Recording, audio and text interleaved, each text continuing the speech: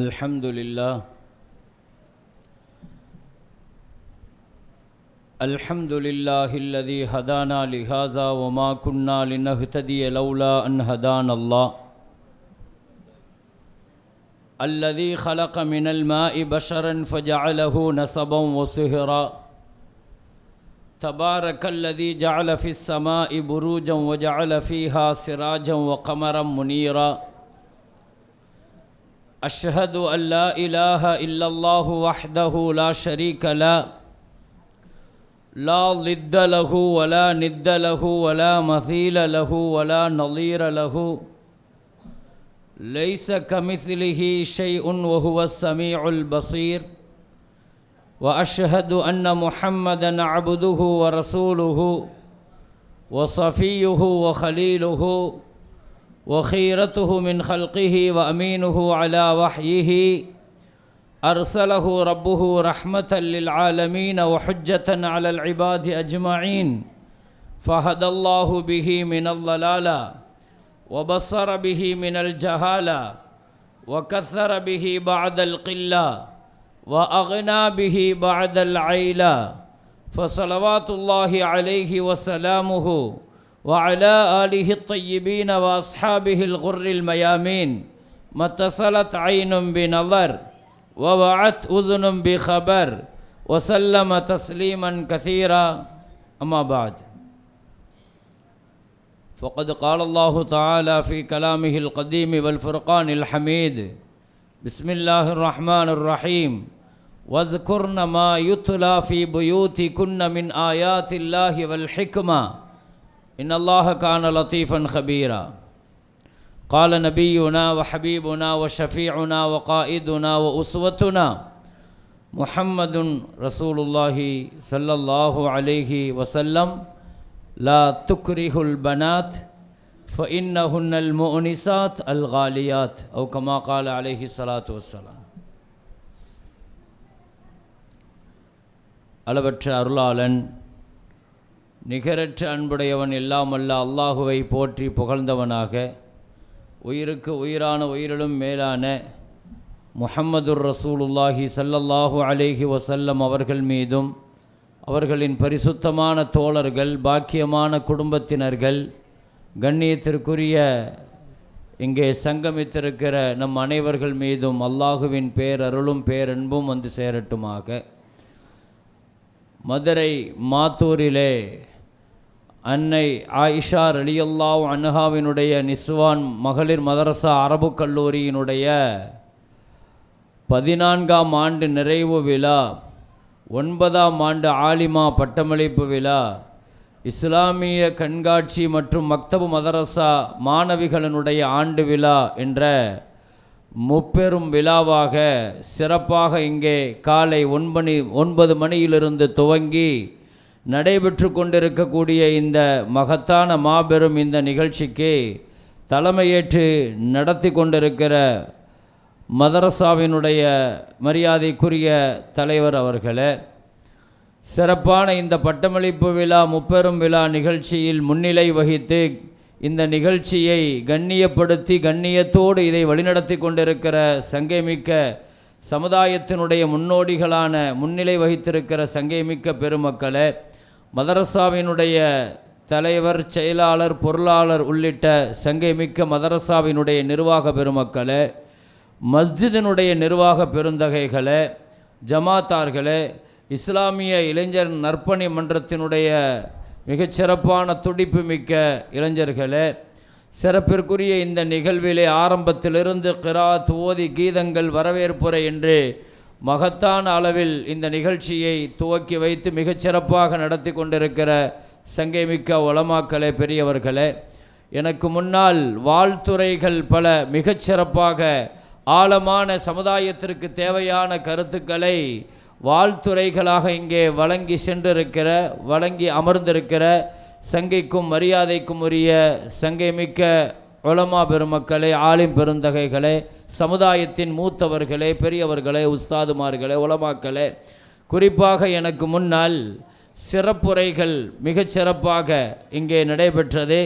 கண்ணியத்திற்கும் மரியாதைக்கும் உரிய அப்துல் அசீஸ் ஹசரத் அவர்கள், அதே போல் டாக்டர் சாஹிப் அவர்கள் பேராசிரியர் வக்ஃபு போர்டு கல்லூரியினுடைய பேராசிரியர் கண்ணியத்திற்குரிய டாக்டர் சாஹிப், கண்ணியத்திற்குரிய ஹசரத் ஜமாலி ஹசரத் அவர்கள் மிக அற்புதமாக இங்கே சமுதாயத்திற்கு தேவையான நல்ல அரிய கருத்துக்களை மிகச்சிறப்பாக வழிகாட்டுகிற நல்ல கருத்துக்களை, சமுதாயம் பயணிக்க வேண்டிய பாதைகளை தாங்கள் கடந்து வந்த காலங்களில் தங்களுடைய அனுபவங்களோடு பகிர்ந்து அழகாக இங்கே உரையாற்றி அமர்ந்திருக்கிற சங்கைக்கும் மரியாதைக்கும் உரிய முகமது இல்யாஸ் ஜமாலி ஹசரத் பெருந்தகை அவர்களே, மற்றும் யூனிஸ் அகாடமியினுடைய மரியாதைக்குரிய முஆவின்களே, ஆய்வாளர்களே, எனக்கு முன்னால் இந்த யூனிஸ் அகாடமி என்ன நோக்கத்திற்காக எப்பொழுது துவங்கப்பட்டுச்சு, இது இன்றைக்கி எத்தனை நிறுவனங்களாக தமிழகம் முழுக்க இருக்கிறது, நாங்கள் பாடத்திட்டத்தின் வழியாக இந்த நிஸ்வான் மதரசாக்களில் என்னென்ன விஷயங்களை எல்லாம் நாங்கள் கொடுத்து கொண்டிருக்கிறோம், எதை அடிப்படையாக வைத்து இது கொடுக்கப்படுகிறது என்பதையெல்லாம் மிக அழகாக சஆதி ஹசரத் அவர்கள் இங்கே ஆய்வாளர் மிகச் சிறப்பாக இங்கே எடுத்து வைத்தார்கள் உங்களுக்கு முன்னால்.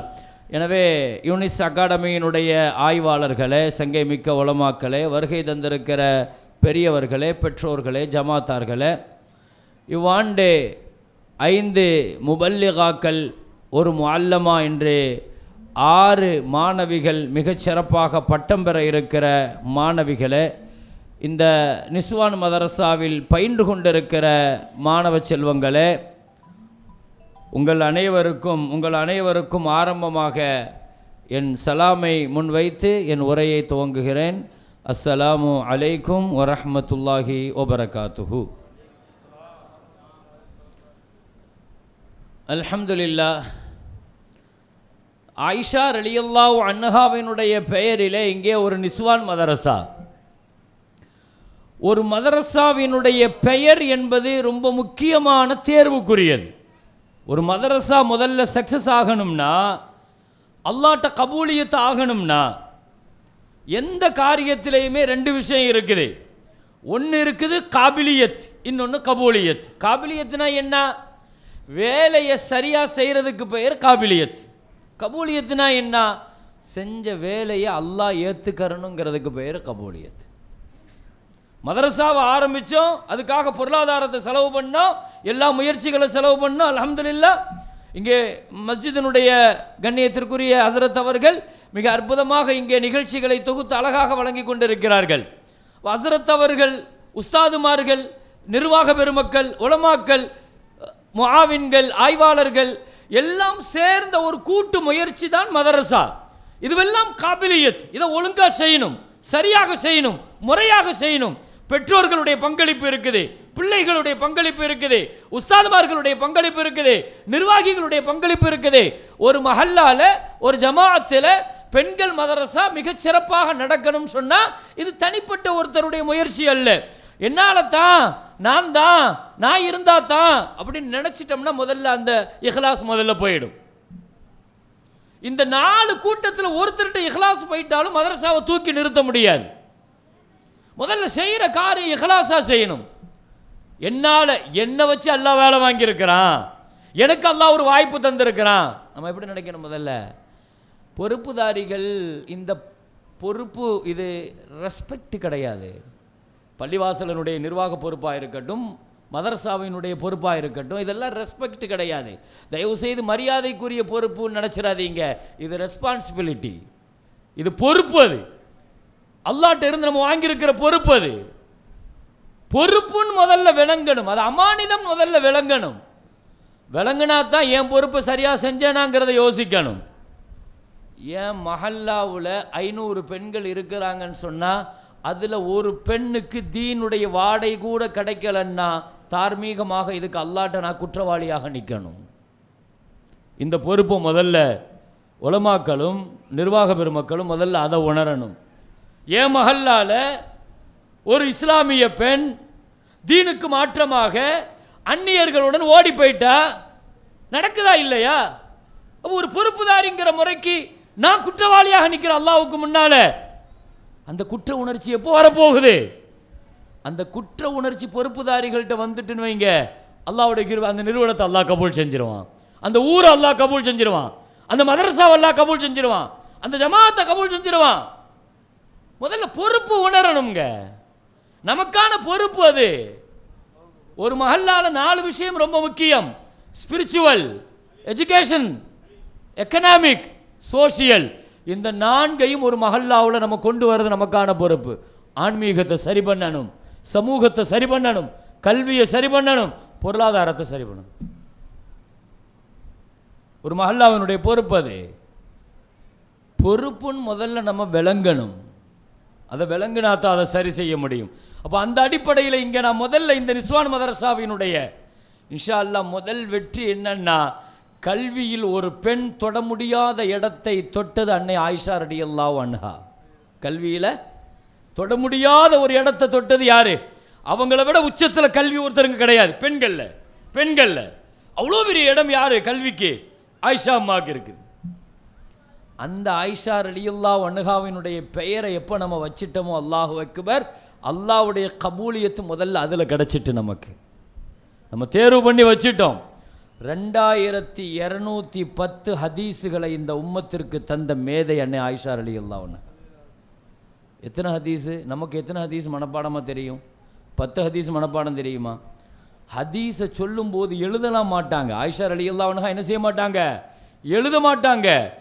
எழுதாமலேயே ஸல்லல்லாஹு அலைஹி வஸல்லம் சொல்ல சொல்ல ஹதீஸ் அப்படியே வாங்கிட்டு 2210 ஹதீஸை தந்திருக்கிறாங்க. ஒரு 40 ஹதீஸை நம்ம பிள்ளைங்களுக்கு கொடுத்துட்டா பெரிய பாக்கியம் ஆயிடும். 2210 ஹதீஸ், ஹதீஸ் துறையில் மட்டுமா? கல்வி கடல்னு சொல்லுவோம் பாருங்க ஆயிஷா அம்மாவை. கல்வி கடலுங்க.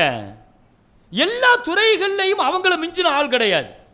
கவிதை அவங்களுக்கு அத்துப்படி, கவிதை, தஃப்சீர், ஹதீஸ், ஃபிக்ஹ், அரபு மொழி, எல்லா துறையும் அவங்களுக்கு அத்துப்படி.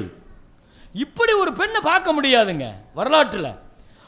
சின்ன பிள்ளை 6 வயசு ஒரு பொம்மையை வச்சு விளையாட்டிக்கிட்டு இருந்தாங்க ஆயிஷா ரலியல்லாஹு. ஒரு பொம்மை, டாய்ஸ். அது என்ன டாய்ஸு? குதிரை டாய்ஸ். அந்த டாய்ஸில் பொம்மையில் குதிரைக்கு ரெக்கை இருக்குது. அதை வச்சு விளையாடிக்கிட்டே இருக்கிறாங்க. அப்போ ஸல்லல்லாஹு அலைஹி வஸல்லம் ஆயிஷா நாயகி கல்யாணம் முடிக்கலை, ரொம்ப சின்ன பிள்ளை. அபூபக்கர் ரலியல்லாஹுடைய வீட்டில் விளையாடிட்டு இருக்கிறாங்க. ஸல்லல்லாஹு அலைஹி வஸல்லம் அபூபக்கர் ரலியல்லாஹு பார்க்க வந்தாங்க. வரும்போது பிள்ளை விளையாடிக்கிட்டே இருக்கிறாங்க. ஆயிஷா நாயகிட்டு பக்கத்தில் போய் இது என்னதுன்னு கேட்டாங்க. இது என்னது? இது பொம்மை. எங்கேயாவது குதிரைக்கு ரெக்கை இருக்குமா? உன் குதிரைக்கு ரெக்கை இருக்குது அப்படின்னு கேட்டாங்க ஸல்லல்லாஹு அலைஹி வஸல்லம். குதிரைக்கு எங்கே ரெக்கை இருக்குமா? என்ன உன் டாய்ஸ் பொம்மையில் என்ன ரெக்கையெல்லாம் இருக்குது குதிரைக்கு? ஆயிஷா ரலியல்லாஹு அன்ஹா ரசூலுல்லாஹுவை பார்த்து உடனே திருப்பி சொன்னாங்களாம், உங்களுக்கு தெரியாதா சுலைமான் நபி வச்சிருந்த குதிரைக்கு 2 ரெக்கை உண்டு அப்படின்னு சொல்லி சொன்னாங்க. யார் கற்றுக் கொடுத்தது? யாருடைய வளர்ப்பு அது? யார் வளர்ப்பு? அபூபக்கர் ரலியல்லாஹுடைய வளர்ப்பு இல்லையா?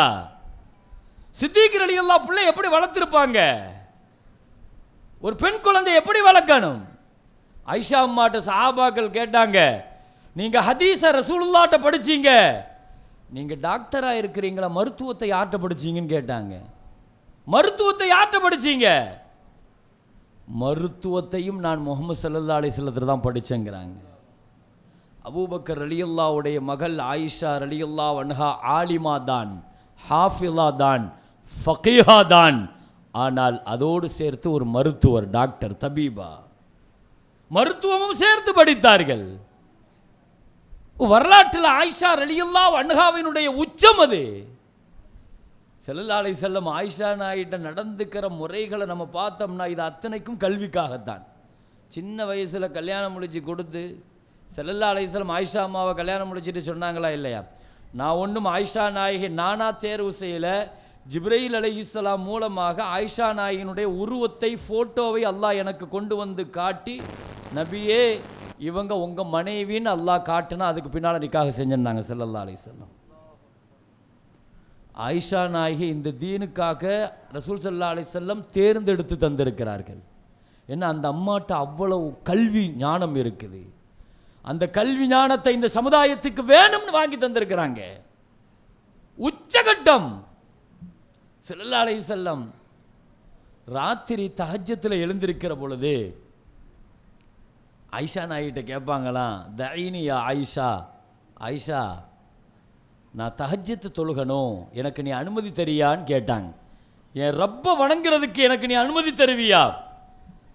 ஆயிஷா நாயகி ரலியல்லாஹு அன்ஹா பேசினாலே கவிதையோடு தாங்க பேசுவாங்க.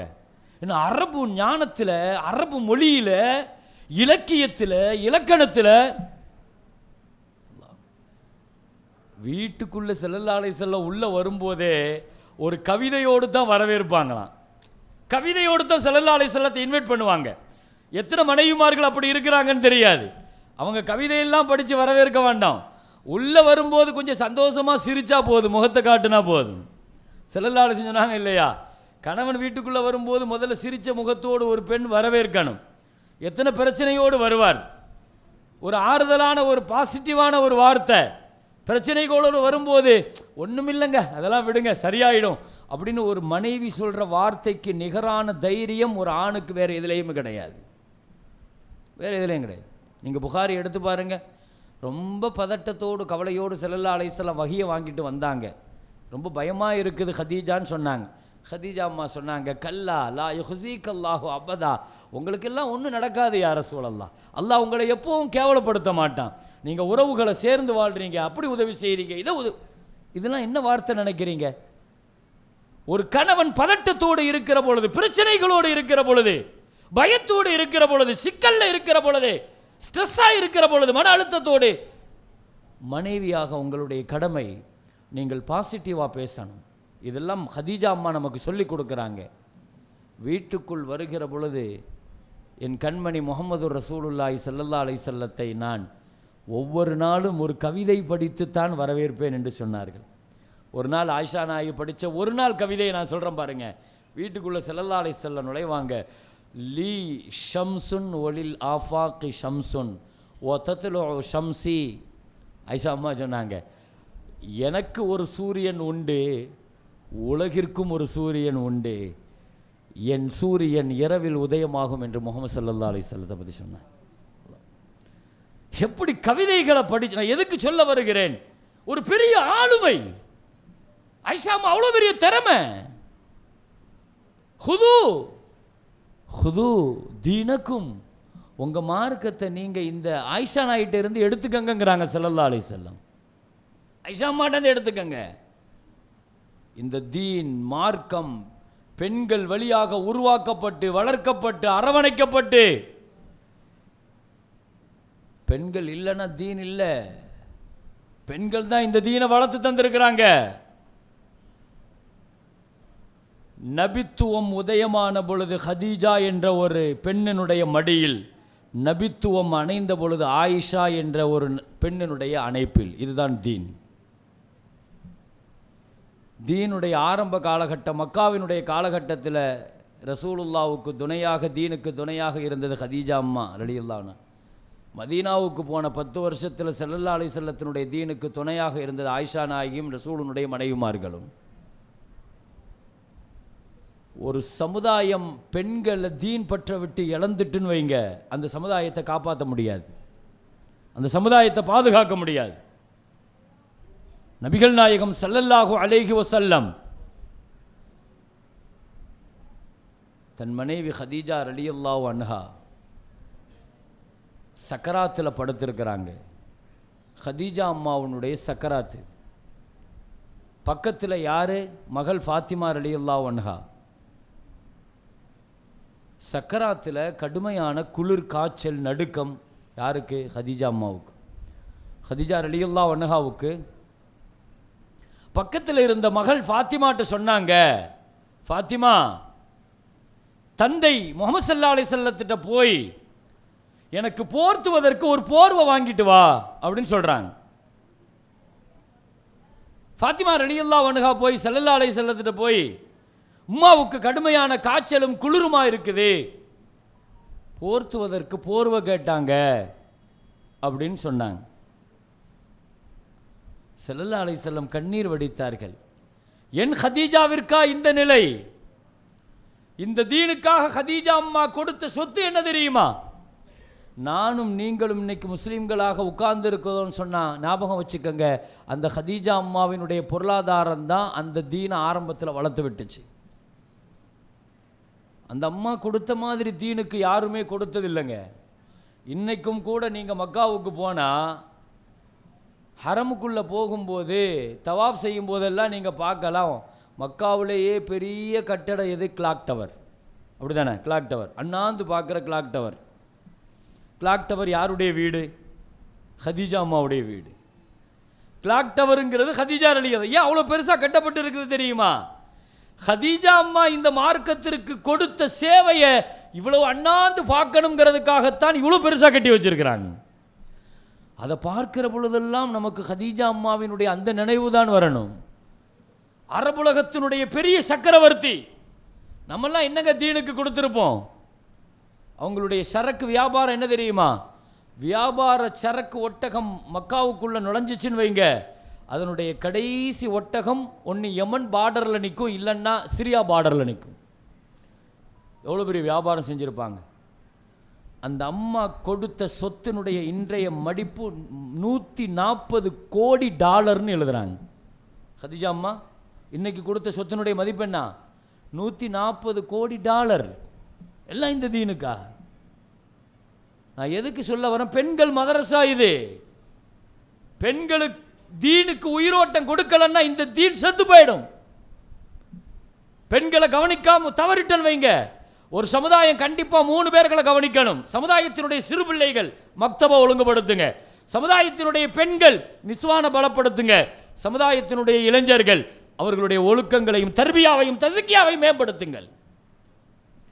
இந்த 3 சாராரையும் நாம் கையில் எடுக்கணும். எவ்வளவோ செலவு செய்கிறோம். ஒரு போர்க்கால நடவடிக்கை எடுத்து இதெல்லாம் சரி செய்ய வேண்டிய கட்டாயம் அது.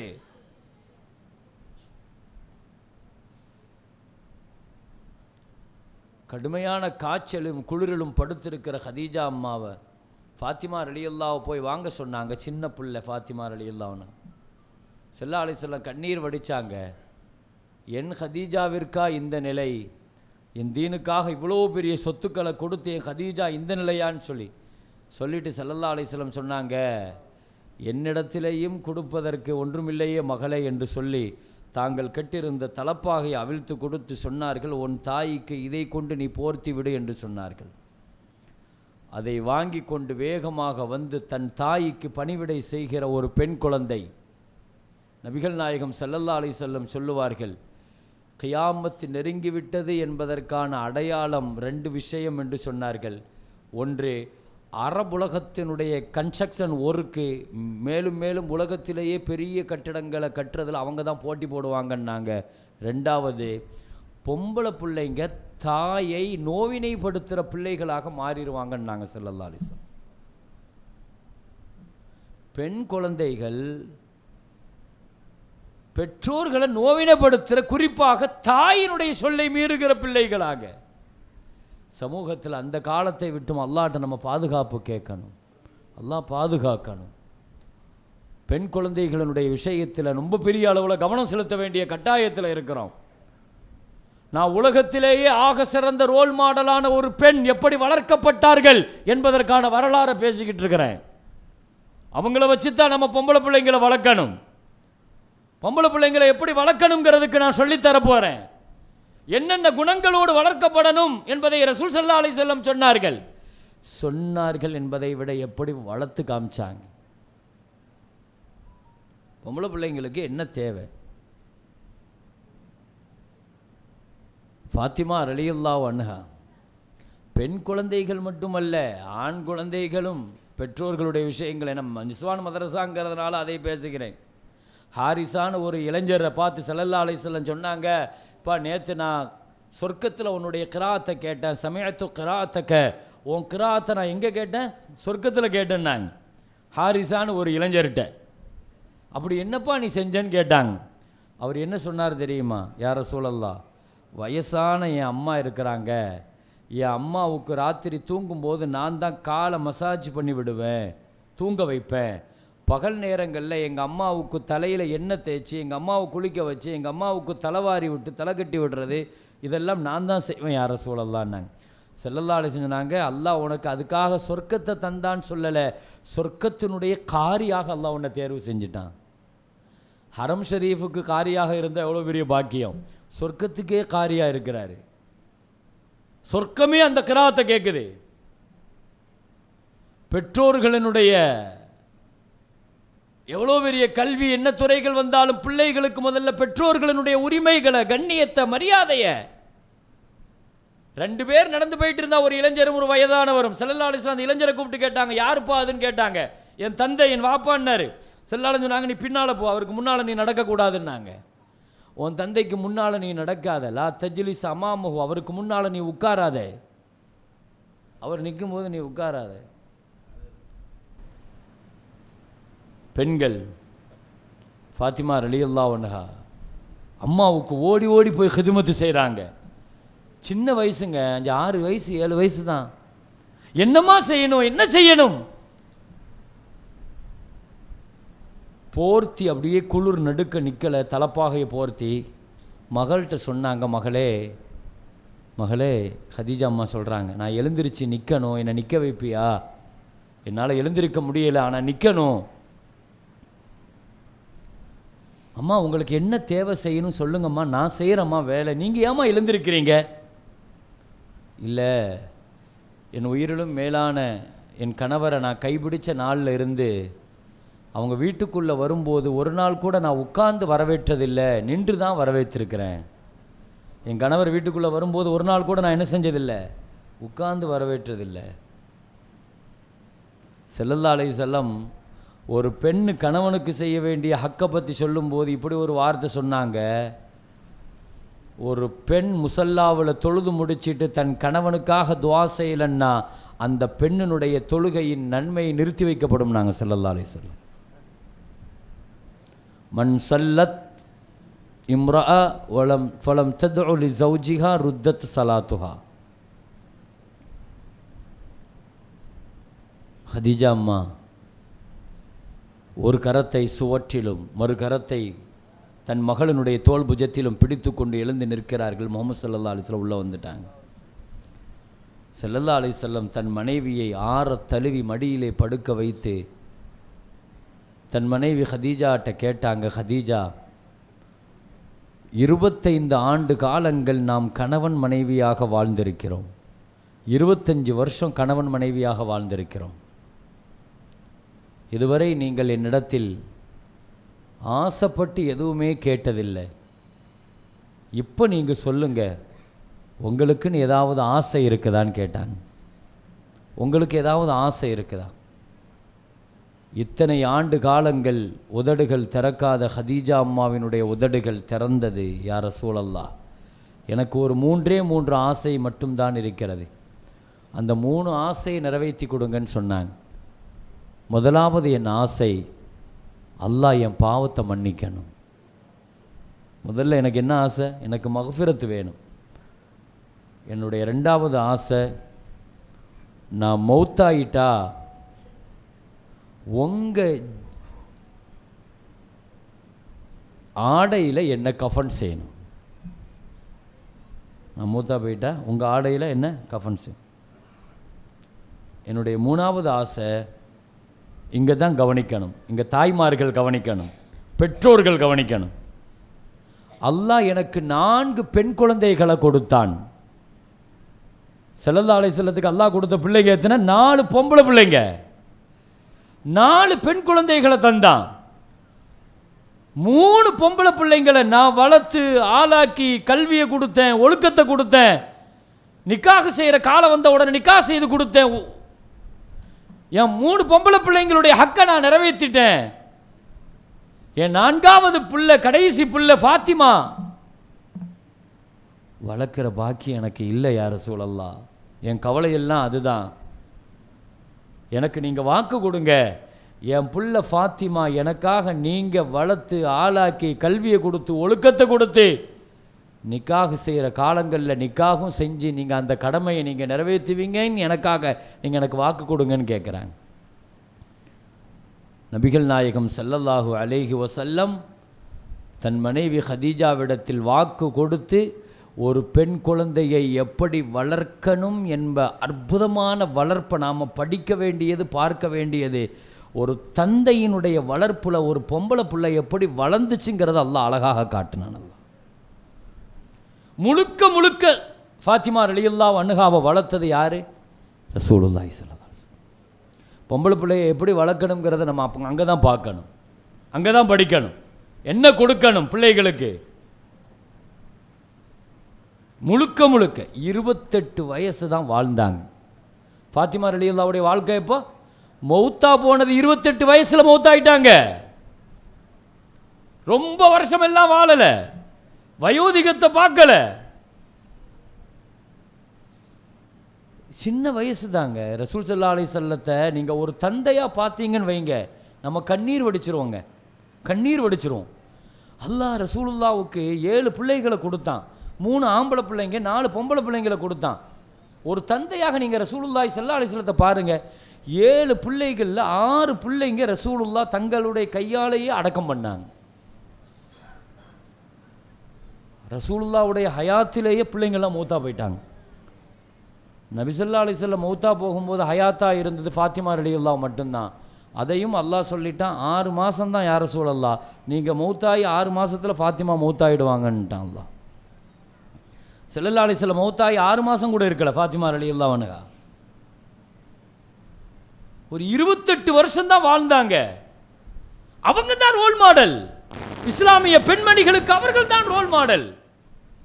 இஸ்லாமிய பெண்களுக்கு அவர்கள் தான் தலைவி. சொர்க்கத்திற்கும் அவர்கள் தான் தலைவி. ரொம்ப வருஷமா, 60 வருஷம், 70 வருஷம், 80 வருஷம், 28 வயசு மௌத். எப்படி வாழ்ந்துட்டாங்க? படிக்கணுமா இல்லையா அந்த 28 வருஷம் வாழ்க்கைய? யார் யார் வரலாறு எல்லாமோ படிக்கிறோம், எங்கெல்லாமோ படிக்கிறோம். ஃபாத்திமா ரலியல்லாஹு பற்றி நமக்கு என்ன தெரியும்? ரசூல் ஸல்லல்லாஹு அலைஹி வஸல்லம் வளர்த்த வளர்ப்பு நமக்கு என்ன தெரியும்? எப்படி வளர்த்தாங்க? கண்ணும் கருத்துமாக ஒரு பிள்ளையை வளர்க்கிறது என்ன தேவை? என்ன தேவை? 3 விஷயம்: கல்வி, ஒழுக்கம், வெட்கம். இந்த 3 தான் ஒரு பெண்ணுக்கு. ஒரு பெண்ணுக்கு முதல்ல கொடுக்க வேண்டியது என்ன? கல்வி. கல்வி கொடுக்கணும். ஃபாத்திமா ரலியல்லாஹு அன்ஹாவுக்கு ரசூலுல்லாஹ் கொடுத்த கல்வி இருக்குது பாருங்க, சொல்லவா தேணும். அது கல்வி கடல் இல்லையா? ஃபாத்திமா ரலியல்லாஹு அன்ஹா நிக்காஹ் முடிச்சு கொடுத்த அலி ரலியல்லாஹு, அவங்க ஒரு பெரிய கல்வியில ஜாம்பவான், அப்படித்தானே? ஆனால் மதீனத்துல் இல்ம் வ அலியுன் பாபுஹா, நான் கல்வியின் நகரம் என்றால் அதன் நுழைவாசல் யாரு? ஹஸ்ரத் அலி ரலியல்லாஹு. அலி ரலியல்லாஹுனுடைய கல்வியை பற்றி உலகத்துக்கே தெரியும். அலி ரலியல்லாஹுடைய கல்வியை பற்றி ஒரு நாள் ஸல்லல்லாஹு அலைஹி வஸல்லம் பள்ளிவாசல்ல ஒரு கொஸ்டின், கேள்வி, விடுகதை அப்படின்னு வைங்களேன். என்ன?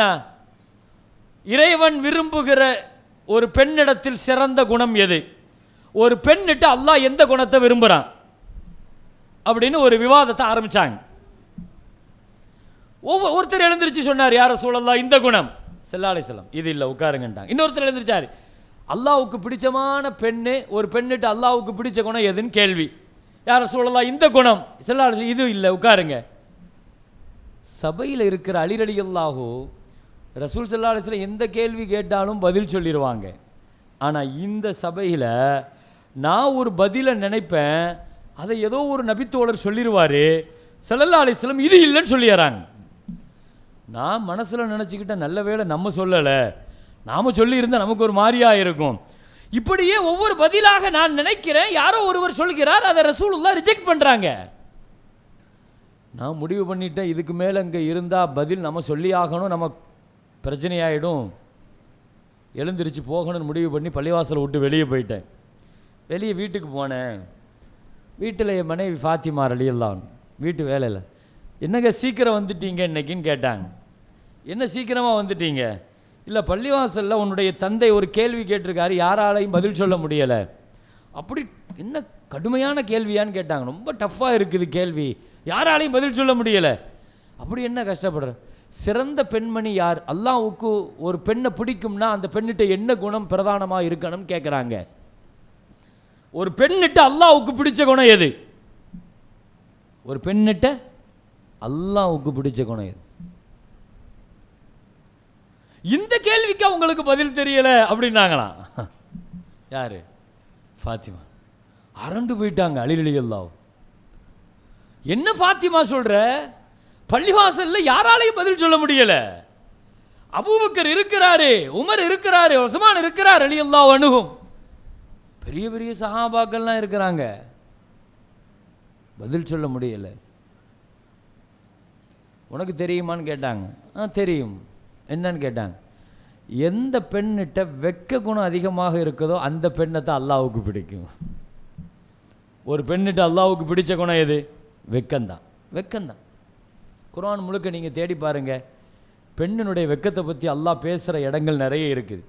அல்லாஹ் குர்ஆனில் சொல்லுவான், ஒலா எல்ரிபுன பி அர்ஜுலிஹின்ன, பெண்களே நீங்கள் தெருவில் நடக்கும்போது உங்கள் காலை மெதுவாக வச்சு நடங்கங்கிறான் அல்லாஹ். நீங்கள் காலில் போட்டிருக்கிற கொலுசுனுடைய சப்தம் கூட அந்நிய ஆணுக்கு கேட்கக்கூடாது, மெதுவாக வைங்க அல்லாஹ். ஃபஜாஅத் யஹ்தாஹுமா தம்ஷி அலஸ்தஹியா, ஷுஐப் நபியினுடைய மகள் தெருவிலே வெக்கப்பட்டு கொண்டே நடந்து வந்தாள் அப்படின்னு அல்லாஹ் குர்ஆனில் சொல்கிறான். ஒரு நபியினுடைய மகள் வெக்கப்பட்டதை அல்லாஹ் சிலாகிச்சு சொல்கிறான், பெருமையாக சொல்கிறான்.